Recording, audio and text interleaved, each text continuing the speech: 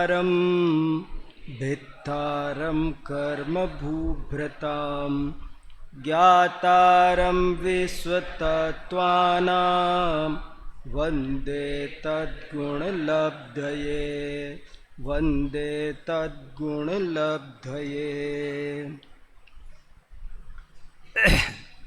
हमारे आज के स्वाध्याय का विषय है जैन साहित्य।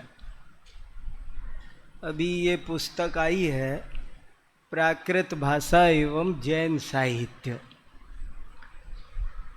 इसमें सबसे पहला लेख है, उसके आधार से मैं अपनी कुछ बातें आप सब के बीच बहुत ही पवित्र मन से और आपके सर्वांगीण हित की दृष्टि से आपके सामने रखना चाहता हूँ।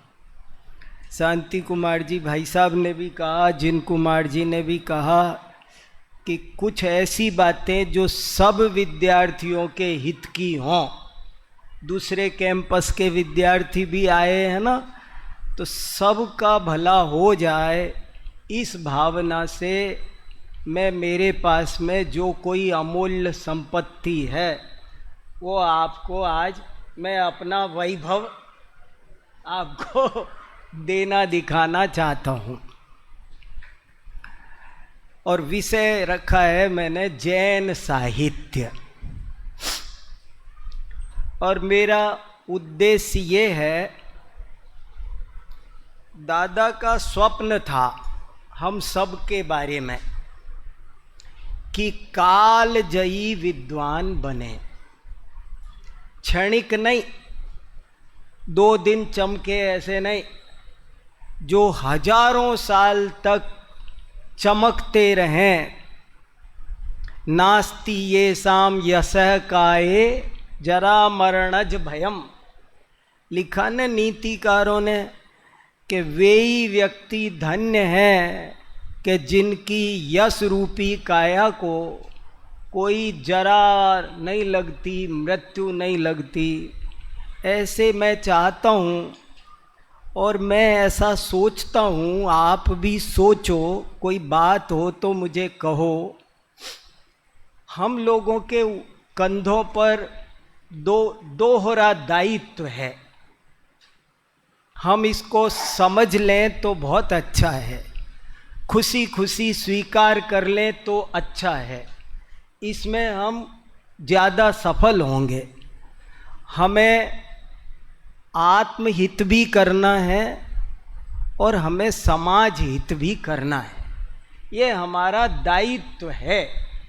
इसे मानोगे तो जल्दी और अच्छे से सफल हो जाओगे, और नहीं मानोगे तो आप उतने सफल नहीं हो पाओगे। हम इस विद्यालय में पढ़ने आए हैं, हमें इतनी मेहनत से गुरुजन हमको ज्ञान दे रहे हैं, समाज हमें पढ़ा रही है, हमारा भाग्य है, सब चीज़ें हैं। तो ऐसे में ये समय व्यर्थ ना चला जाए, कुछ हाथ लग जाए, हमारा यहाँ आना सार्थक हो जाए। हमें हमारा आत्महित भी A1 क्वालिटी का होना चाहिए, प्रायोरिटी पर सबसे पहले। लेकिन ऐसा भी नहीं है कि हम समाज से आंख मूंद लें, ना तो ऐसी हमारी भूमिका है और ना हमको फिलहाल ऐसा कोई राग है। हमें तो ऐसा आता है, जैन धर्म की हानि देखकर, जैन तत्वज्ञान की हानि देखकर, जैन तत्वज्ञान के विरुद्ध कोई बात प्रचारित प्रसारित देखकर हमसे चुप भी नहीं रहा जाता है। भले हम लड़ेंगे नहीं, विवाद नहीं करेंगे, लेकिन शांति से उसके बारे में अपनी बात तो कहेंगे ना। जैसे कि अभी मैं कल भी पटना में जाकर आया हूँ। वहाँ एक बहुत बड़ा एशिया का साहित्योत्सव था, वो हर साल होता है।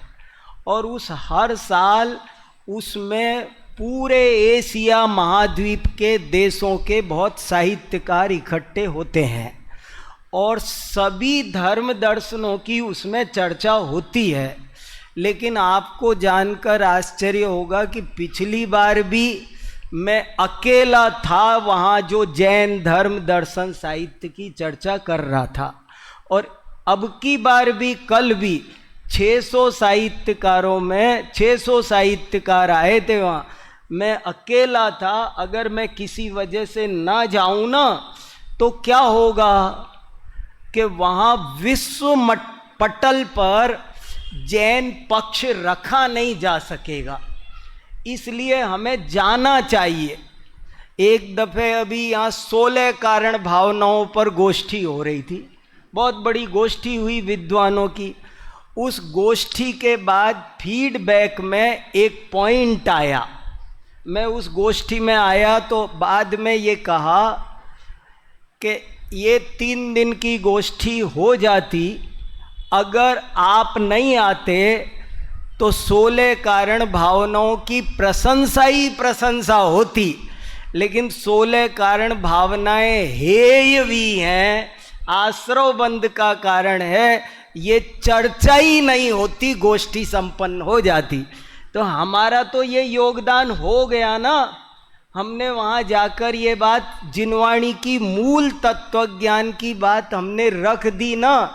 इसलिए मेरा मतलब ये है, मान लो भारतीय पुराणों पर कोई काम हो रहा है, कोई गोष्ठी हो रही है, आजकल भारतीय ज्ञान परंपरा गवर्नमेंट ने इंडियन नॉलेज ट्रेडिशन चलाया है, अब उसमें हमको कभी पुराणों पर बात होती है तो वही पुराणों की बात होके रह जाती है, जैन पुराणों की बात ही नहीं आती है।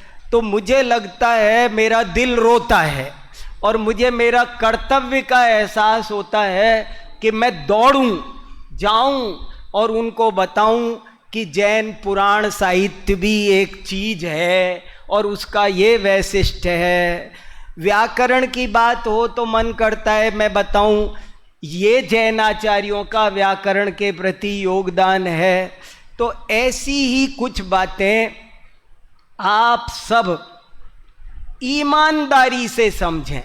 मैं ना कोई दबाव बनाना चाहता हूँ, ना कोई गलत जानकारी आप इकट्ठे करो, आप जैन धर्म साहित्य के अंधभक्त बनकर इसके पक्ष में कुछ भी बोलो, ये मैं नहीं कह रहा हूँ।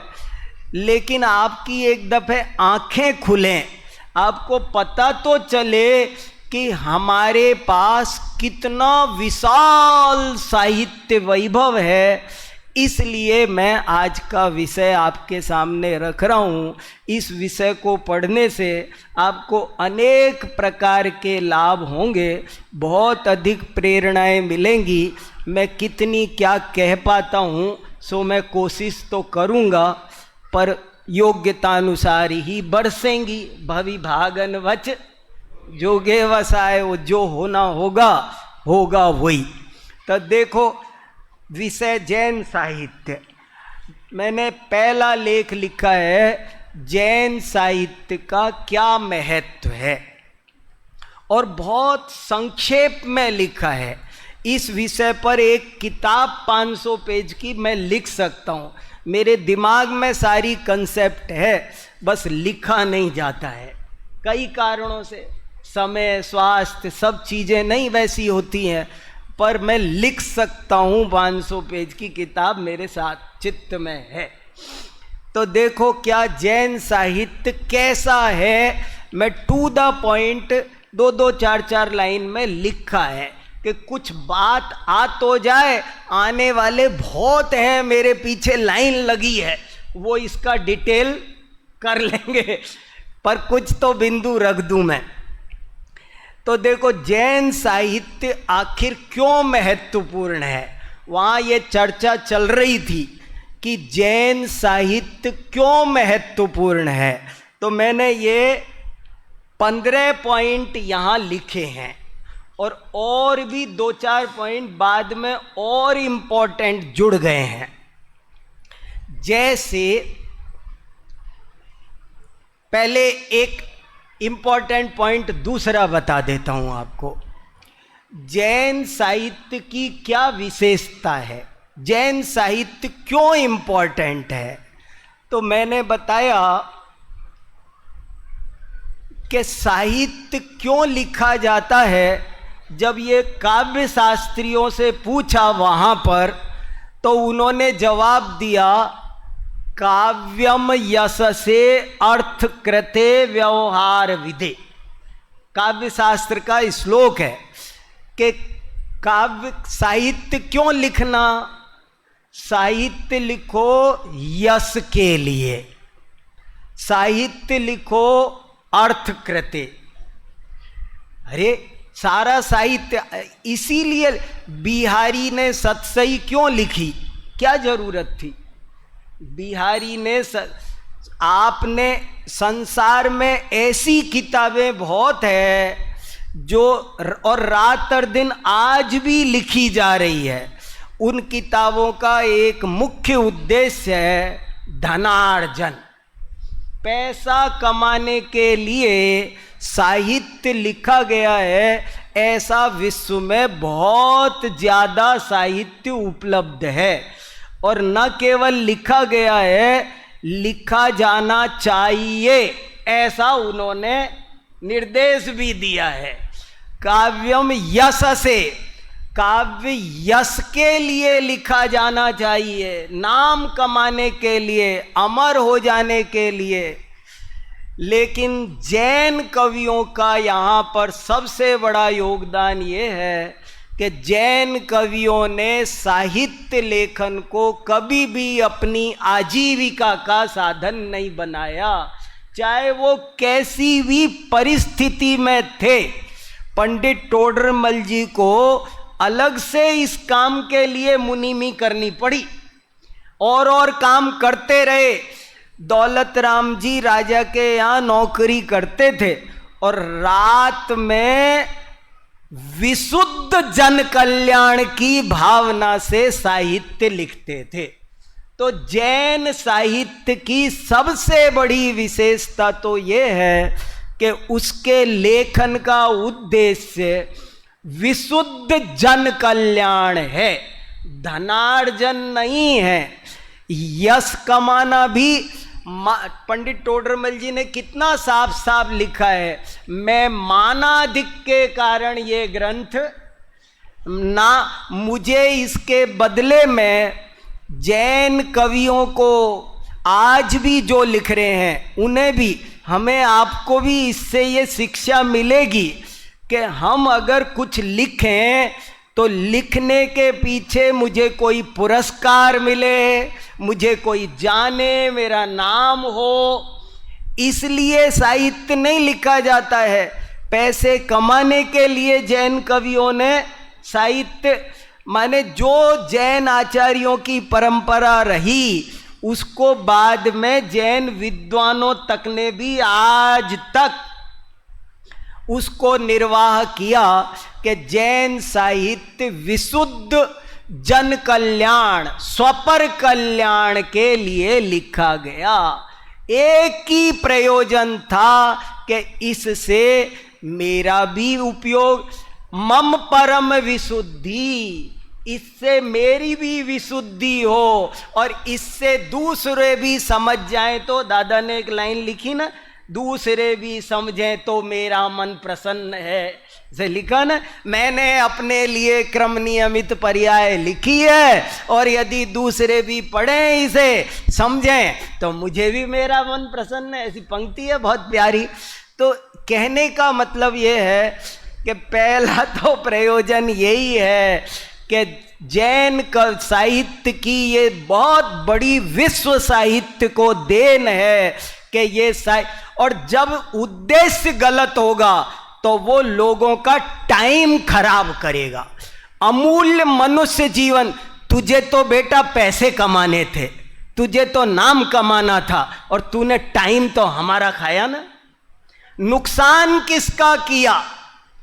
ये बहुत ज़्यादा महत्वपूर्ण पॉइंट है जो मैं वहाँ बोल कर भी आया। सबके बीच थोड़े से लोग थे जैन, बाकी लोग सब कि जैन साहित्य की प्रकृति हमको समझनी पड़ेगी। दूसरा, यश के लिए भी नहीं लिखा। यश के लिए लिखना होता तो वे पांडित्य प्रदर्शन करते, लेकिन जैन कवियों ने साहित्य लिखने के पीछे कोई पांडित्य प्रदर्शन की भावना उनकी, माने मैं केशव दास जैसा लिखूं, दुनिया के छंद क्या, अलंकार क्या, क्या पंडित है, क्या शब्दों को नचाया है, ऐसी कोई उन्होंने कलाबाजी दिखा करके साहित्य को लोक रंजन। आपको ऐसी किताबें बहुत मिलेगी, पूरा वाक्य बना सकते हैं, जो धन के लिए लिखी गई है। आपको ऐसा साहित्य बहुत मिलेगा जो यश के लिए लिखा गया होगा। आपको ऐसा साहित्य बहुत मिलेगा जो पांडित्य प्रदर्शन के लिए लिखा गया होगा। लेकिन जैन साहित्य इन तीनों चीजों से ऊपर उठकर विशुद्ध स्वपर कल्याण की भावना से लिखा गया साहित्य है। और यही कारण है कि उसमें इस उद्देश्य की वजह से दसियों फर्क पड़ गए हैं। जब आदमी का टारगेट गलत होता है ना, तो उसके 10 फर्क पड़ जाते हैं, और जिसका टारगेट दूसरा हो, दिशा ही विपरीत है, तो बड़ा फर्क पड़ गया। जैसे जब उनका उद्देश्य था यश से, अर्थ कृते, राजाओं को खुश करने के लिए बहुत सारा साहित्य लिखा गया। वीर गाथा काल, चारण भाटों की तरह असंख्य कवि हुए हैं, और उन्होंने असंख्य रचनाएं लिखी है, जो इस आदमी को लोग सहजे सब लोकन लाज गवाई, अंध असूजन की आखियान में झोंकत है रज राम दुहाई।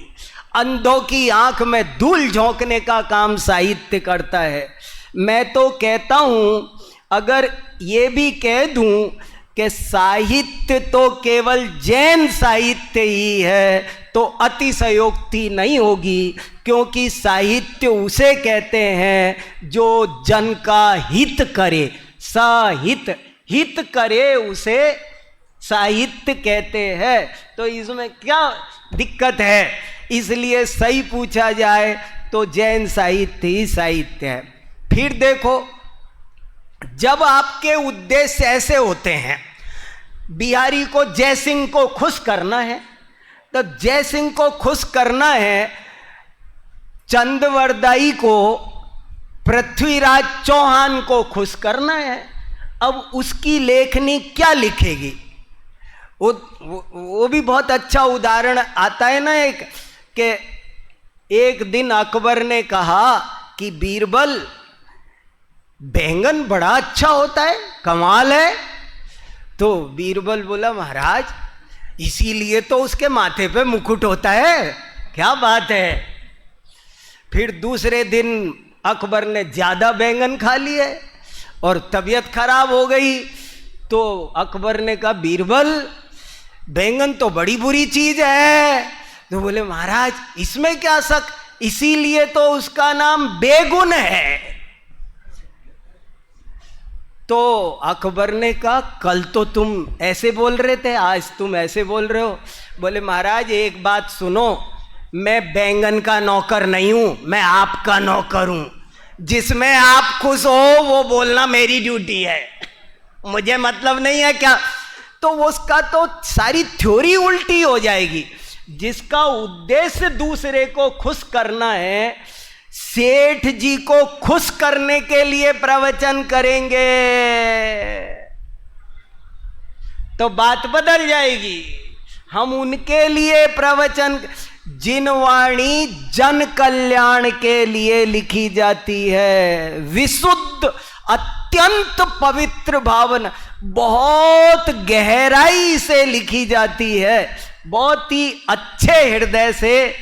नहीं तो फिर गुणभद्राचार्य लिखते हैं ना, जना घनाश्च वाचालः सुलभा शूरव्रथोत्थिता दुर्लभारंतराद्रा स्यु जगदभ्युदय जिहीर सवा। ऐसे जन और ऐसे घन बहुत घूमते फिरते हैं जो व्रताई उठते हैं और गरजते हैं, पर ऐसे जन और ऐसे घन अत्यंत दुर्लभ है जो अंदर में जगत की कल्याण की कामना से आर्द्र हो रहे हैं, भीग रहे हैं, गीले हो रहे हैं। जब उद्देश्य बदल गया तो बहुत फर्क आ गए। एक फर्क ये आ गया कि जैन कवियों ने तय किया कि हम जन भाषा में लिखेंगे। देखो बात फर्क पड़ गई। जैन कवियों ने क्या कहा, हमारे लिए हमको संस्कृत में ही लिखना है, क्योंकि हम बड़े पंडित तभी कहलाएंगे।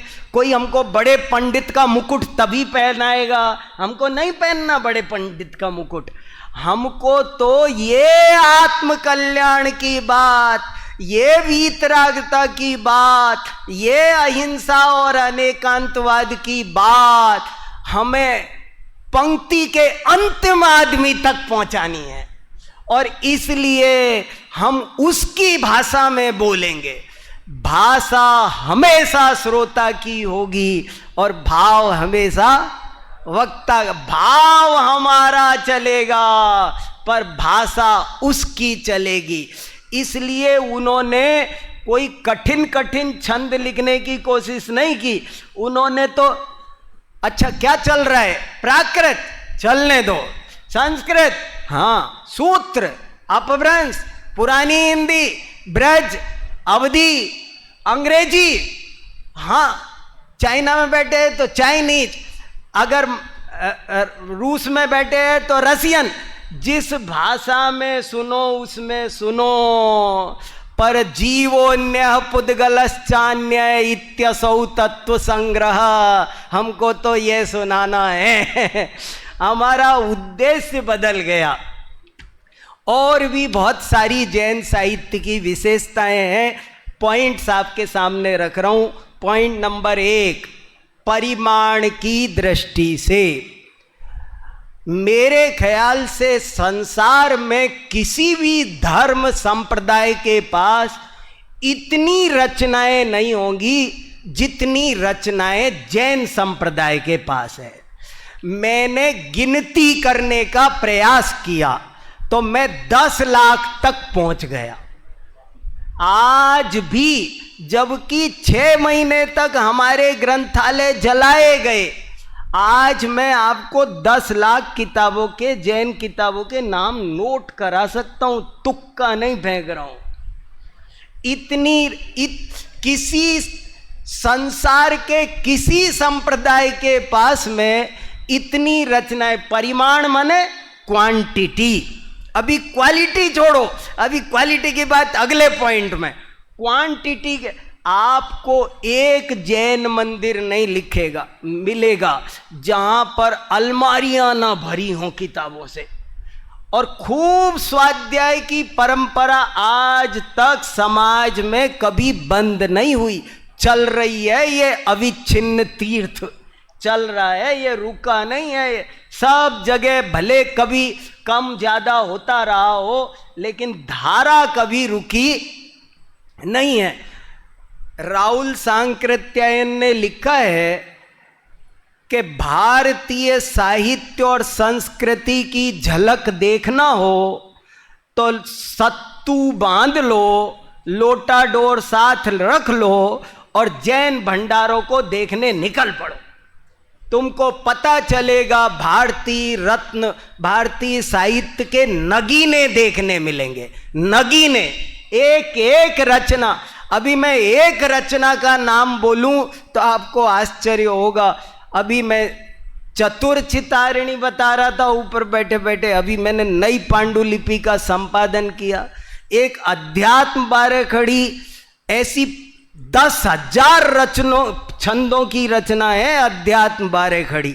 मैंने अभी उसका संपादन किया, रामचरितमानस से दुगने परिमाण की है और अप्रकाशित थी, पहली बार प्रकाशित हुई है। हमारी लाखों रचनाएं तो आप सबका इंतजार कर रही है, कब आप शास्त्री बनोगे, आचार्य बनोगे। अरे आप सपना तो देखो, मैं आपके अंदर उत्साह भरना चाहता हूं, एक बार देखो तो सही हमको। आप मुझे एक अच्छा लेखक बनना है, मुझे एक अच्छा संपादक बनना है, मुझे एक अच्छा ज्ञाता बनना है। आप पहले रखो कि मुझे एक अच्छा विद्वान बनना है, पहले मुझे सही सही सत्य बात समझनी है। फिर आप सपना देखो कि मुझे एक उच्च कोटि का लेखक बनना है, मुझे एक उच्च कोटि का वक्ता बनना है। आप सपना देखो, घबराओ नहीं। ऐसा नहीं है कि हम नहीं बन सकते। महात्मा गांधी कभी शर्माया करते थे, खड़े नहीं हो सकते थे, उन्होंने लिखा है। और बाद में तो ऐसा कुछ नहीं है, आप ही बड़े, आप में से ही बड़े लेखक बनेंगे। आपके ही हाथों में ये जिन शासन की ध्वजा रहने वाली है, लेकिन वो सब तब जब आप कठोर परिश्रम करें, जब आप उत्साह से इस रास्ते पर लगें, समर्पित भाव से लगें, परिश्रम करें। तो परिमाण की दृष्टि से देखा जाए तो जैन साहित्य बहुत आप हिंदी साहित्य का इतिहास उठा के देखो, आपको वहां 6-7 से ज्यादा रासो नहीं मिलेंगे। कोई से भी बड़े से बड़ा उठा लो, डॉक्टर नगेंद्र का हिंदी साहित्य का इतिहास है 1200 पन्ने का, वो उठा लो, कोई उठा लो, लेकिन आपको 5-6 रासो ग्रंथ। और मेरे पास जैन रासो 600 मेरे पास है। जैन कवियों रासो ग्रंथ समझे, जैसे पृथ्वीराज रासो, संदेश रासो, ये रासो है ना, ये वीर गाथा काल में हिंदी साहित्य के आदिकाल में गिनती के 4-5 रासो काव्य गिनाए जाते हैं और कुछ नहीं है। जबकि जैन कवियों के 600 रासो काव्य तो मेरे पास उपलब्ध है और मुझे विश्वास है कि 1000 से ऊपर उनकी संख्या पहुंचेगी। इतना माने असल में जैन साधक अपने उपयोग को निर्मल रखने के लिए जिनवाणी में लगे रहते हैं। कोई बची तो बचो, ना बचो तो ना बचो, कोई पढ़ो तो पढ़ो, ना पढ़ो तो ना पढ़ो, बाद में क्या होगा उन्हें चिंता भी नहीं रहती है। लेकिन अपना उपयोग निर्मल रखने के लिए वे बहुत रचनाएं लिखते हैं। इसलिए लाखों जल जाने, नष्ट हो जाने, बह जाने के बाद भी आज लाखों की तादाद में वे रचनाएं बची हुई है। परिमाण की दृष्टि से बहुत साहित्य है, विविधता की दृष्टि से। विविधता की दृष्टि मतलब क्या हुआ? विविधता माने वो एक तरह का नहीं है, केवल उसमें धार्मिक बातें नहीं है। जैसे आपको किसी धर्म संप्रदाय के पास प्रथम तो इतनी रचनाएं नहीं मिलने वाली है, और मिलेंगी ना तो ले दे के सब एक ही जैसी है, एक ही थैली के चट्टे बट्टे हैं। लेकिन यहां विषय न्यारा न्यारा है। कैसे न्यारा न्यारा है ये जानना हो तो जरा सा 2 पेज आगे खिसका दो इसे यहां वापस आएंगे। लेकिन जैन साहित्य कितना विविधतापूर्ण है ये जानना हो तो जरा 2 पन्ने आगे बढ़ते हैं। बढ़ा दिया, 2 पन्ने आगे बढ़ाना है इसको। जैन विद्या की व्यापकता पेज नंबर 10 पर जैन साहित्य कितने प्रकार का है। ये जो 10 लाख रचनाएं मिलती है वो अपन ये जबानी जमा खर्च नहीं सुना रहा हूं आपको, मैंने सब पर रिसर्च करके डाटा कलेक्ट किए हैं। मैं विथ डाटा आपके सामने उपलब्ध हूं। देखो, जैन विद्या विविध है, जैन साहित्य विविधतापूर्ण है। तो कैसे है, उसमें अध्यात्म भी है। और मैंने एक एक विषय लिखा है और विषय के सामने 2, 4, 5 किताबों के नाम भी लिखे हैं कि ऐसे ही नहीं कह रहे, है भी, उस पर किताबें मौजूद है। जैसे अध्यात्म पर आचार्यों ने लिखा, ये सिद्ध करने की जरूरत नहीं है, कम से कम यहां धर्म पर बहुत लिखा। अब देखो, कोई धर्म दर्शन पर अंतर पूछ रहा था ना, धर्म के ग्रंथ देखो और दर्शन के ग्रंथ देखो। दर्शन पर लिखा, देखो कौन कौन ग्रंथ है दर्शन पर। आचार पर ग्रंथ देखो, न्याय पर ग्रंथ देखो, और यहां तो 5-5, 7-7 सैंपल दिखा रखे हैं। न्याय पर 300 ग्रंथों की सूची मैंने अलग बना रखी है, सब पर अलग अलग मैं एक एक टॉपिक पर अलग अलग बोल सकता हूं। देखो, फिर साहित्य अलग लिखा हुआ है, साहित्य के ग्रंथ देखो, गद्य चिंतामणि। अब देखो, समय सार अध्यात्म का है, पद्मनंदी पंचविंशति का धर्म का है, सठखंडागम तत्वार सूत्र प्रवचन सार ये दर्शन के है, रत्नकर्ण श्रावकाचार्य आचार का है, परीक्षा मुख न्याय का है, गद्य चिंतामणि गीत वीतराग ये साहित्य के हैं। छंद, आपको पता है जैन आचार्यों ने छंद शास्त्र को क्या योगदान दिया है। एक किताब छपी है जैन आचार्यों का काव्य शास्त्र को योगदान। छंद पर आपको होश नहीं कितना छंद पर जैनाचार्यों ने लिखा है, संसार को छंद विद्या दिया। अब मैं 1 घंटा छंद पर बोलूं तब मेरे भी थोड़ी तसल्ली आए। अलंकार पर बहुत लिखा है, हमारी रचनाएं अलंकार की कोर्स में लगी हुई हैं और कोई ये नहीं बताता कि ये जैन रचना है। हमारी रचनाएं उधर पढ़ रहे हैं, अमर कोश हमारा बताते नहीं, पंचतंत्र हमारा बताते नहीं। ये तो बलदेव उपाध्याय कह रहे हैं कि पंचतंत्र जैन कवियों का है और हम नहीं कह रहे। कैसी मुसीबत हो रही है, हमें हमारा वैभव नहीं पता।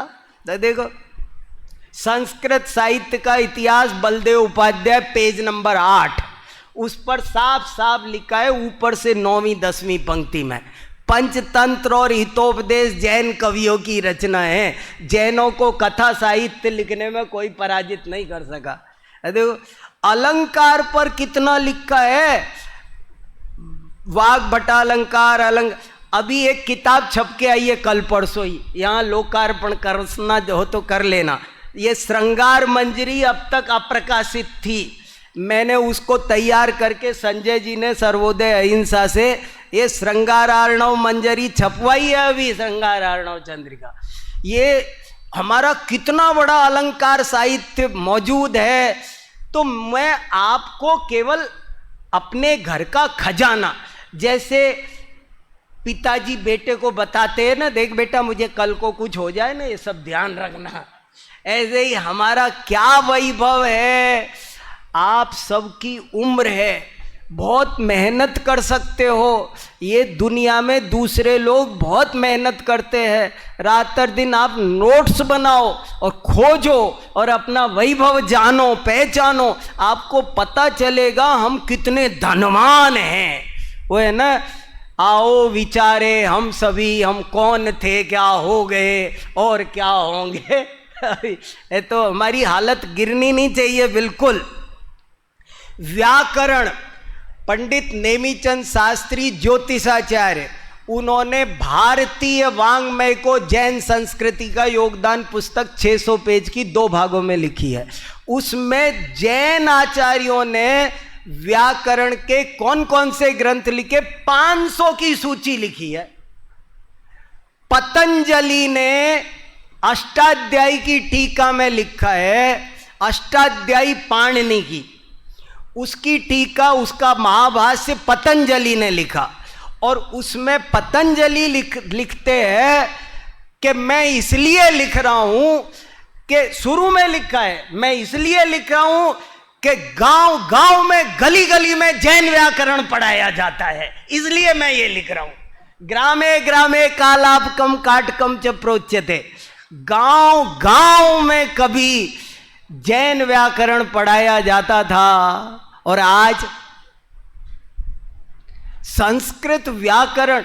जैन व्याकरण की क्या विशेषता है, अब मैं पूरे एक दिन बात कर सकता हूं शांति से, 2-3-4 घंटे जैन व्याकरण पर बात कर सकता हूं। जैन आचार्यों की व्याकरण की क्या विशेषताएं हैं, आपको वो सब थोड़ी थोड़ी पता हो। कई विशेषताएं अजब गजब की है। जैसे देखो, एक विशेषता बताता रहता हूं मैं, किसी ने सुनी हो तो। पाणिनि व्याकरण की, वैदिक व्याकरण की भाई साहब परमात्म जी एक विशेषता बताते हैं। उनके यहाँ एक नियम है कि अंत में अनुस्वार मत लगाओ, पंचम वर्ण का प्रयोग लिखो। अब जैसे मंगलायतन वाले उनकी पद्धति पर लिख रहे हैं मंगलायतन, मैं उनको मना करके आया। मंगलायतन में जो वो घुमा के टेढ़ा बहुत 10 गलियों में घुमाकर मंगल लिख रहे हैं, ये वैदिक व्याकरण कह रही है। लघु सिद्धांत कौमुदी कह रही है कि दिनांक लिखो तो वो ऐसा पहले ग बनाओ नीचे, वो कह। लेकिन जैन आचार्य कह रहे नहीं, मैं पर बिंदी रखो, कोई जरूरत नहीं वो टेढ़ा मेढ़ा ग बनाने की। वो कहते हैं आपको चंदन लिखना है। देखो फर्क बताता हूं, वैदिक व्याकरण में और जैन व्याकरण में फर्क क्या। वैदिक व्याकरण कहती है कि आपको चंदन लिखना हो तो पहले च लिखो, बाद में आधा न लिखो, फिर द लिखो, फिर न लिखो, अब शुद्ध है। और अगर आपने च पर बिंदी लगा दी तो पाणिनि व्याकरण वाले उसे गलत सिद्ध कर देंगे, कट फेल कर देंगे आपको। लेकिन जैन व्याकरण कहती है कि नहीं, चंदन लिखना हो तो आधा ने मत लगाओ, च पर बिंदी लगा दो। क्यों लगा दो, उनसे पूछा ऐसे क्यों आप इस छोटी सी ये अप्रयोजनभूत विषय में क्यों बहस कर रहे हो, ये इससे कौन से आत्मा का कल्याण रुकना है। अपन क्या बोलेंगे, ये प्रयोजनभूत विषय है कि अप्रयोजनभूत, इसमें कौन सा फर्क पड़ना है, चंदन ऐसे लिखना कैसे लिखना। लेकिन उन्होंने इस पर भी स्टैंड किया और उन्होंने उत्तर दिया कि देखो, जब आप बिंदी लिखोगे ना तो कागज कम, समय कम, स्याही कम, शक्ति कम, एनर्जी कम लगेगी। बिंदी लगाना अपरिग्रह का प्रतीक है और न लिखाना परिग्रहवाद का प्रतीक है। जैसे मान लो ये किताब है, इस किताब में मैं सब जगह वो आधे न मिटाकर बिंदी लगा दूं तो इस किताब में ये देखो 348 पेज है, कम से कम 2 पेज तो कम हो ही जाएंगे, और 1000 छपी है तो 2000 कागज बच जाएंगे, और कागज पेड़ों से बनते हैं। तो पर्यावरण को कितना बड़ा मैसेज व्याकरण की एक विशेषता ने दे दिया। एक छोटी, सारी दुनिया रात और दिन पर्यावरण पर गोष्ठी करती है, लेकिन जैन आचार्यों ने लिखने में भी पर्यावरण पर ध्यान रखो, कमाल कर दिया। तो ऐसी बहुत सारी बातें व्याकरण। फिर देखो आयुर्वेद, कितना भारी आयुर्वेद जैन आचार्यों ने लिखा है। एक आचार्य ने लिखा है, आरोग्य शास्त्र मधिगम्य मुनिर विपश्चित, मुनि दीक्षा लेने से पहले आरोग्य शास्त्र पढ़ना अनिवार्य है। क्यों कि अब तुम मुनि बन रहे हो, कल को दवाई भी नहीं खा पाओगे, तो आरोग्य शास्त्र पढ़े होगे तो तुम शांति से अपना गुजारा कर लोगे, और नहीं तो अपने परिणाम खराब करोगे, उल्टा सीधा आहार विहार कर लोगे तो तबीयत खराब होगी। इसलिए आरोग्य शास्त्र पढ़ना जरूरी बताया। और जैन आचार्यों के आयुर्वेद, जैसे व्याकरण की मैंने विशेषता बताई, ऐसे आयुर्वेद की अपनी अपनी कुछ विशेषताएं हैं। तो वो भी हम क्या हैं, वो थोड़ी थोड़ी 2-2, 4-4 जरा जरा सी तो नोट करो, कुछ तो पता रहे। अरे हम मेरे बहुत सारे साथी तो कोई बात आती है ना, इससे हमारा कोई लेना देना नहीं है, ये हमारी कोई विद्या नहीं है, अरे ऐसे तो मत बोलो, तुम्हें पता नहीं है तो पता कर लो, और नहीं पता तो मना। अरे अपन नहीं, हमारे यहाँ ऐसा कुछ नहीं। अभी देखो आयुर्वेद, गणित के बारे में बताऊं, NCERT भारत सरकार की संस्था, उसने एक किताब निकाली है प्राचीन गणित।